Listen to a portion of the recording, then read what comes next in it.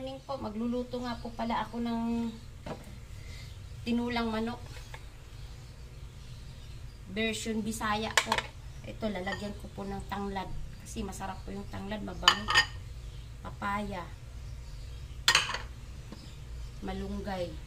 Na may halong dahon ng sili. Ito, magigisa na tayo ng ano. Magigisa na tayo ng bawang, sibuyas.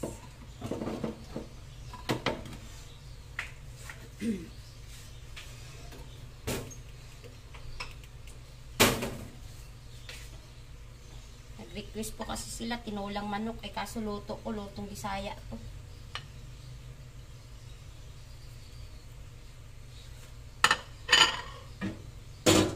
Mainit. Kasi yung asawa ko pure na Tagalog.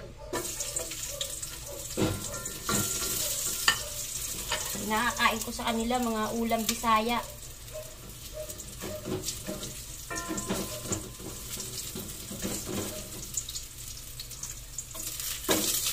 Lagyan na natin yung sibuyas. Inuna ko na yung bawang at saka sibuyas. Tapos, lagyan na natin yung ano. Alisa ko lang sa kunting mantika.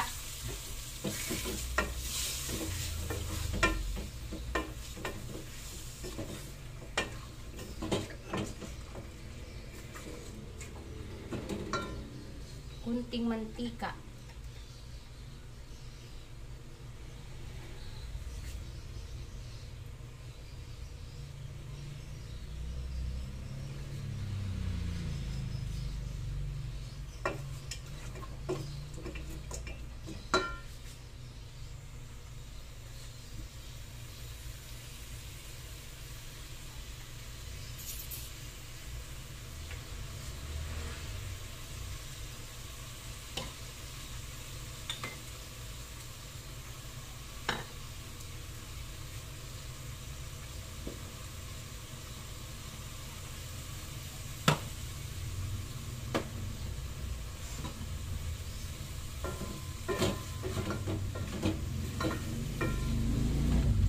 Lagyan ko nga po pala ng ano, patis.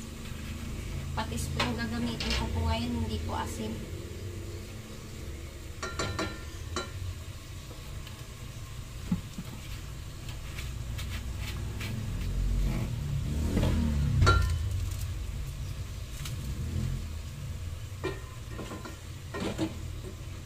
Bango pag patis.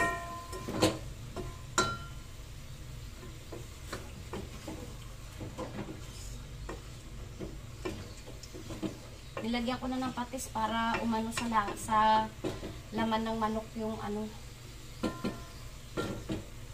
alat ng patis.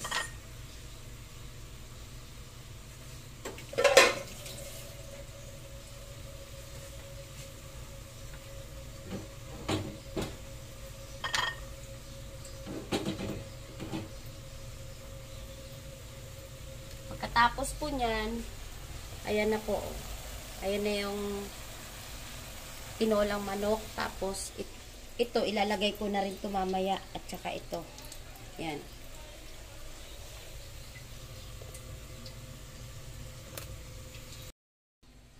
Ayan. Okay na po. Ito na yung ating tinolang manok. Luto na po siya. Ayan. Lutong probinsya.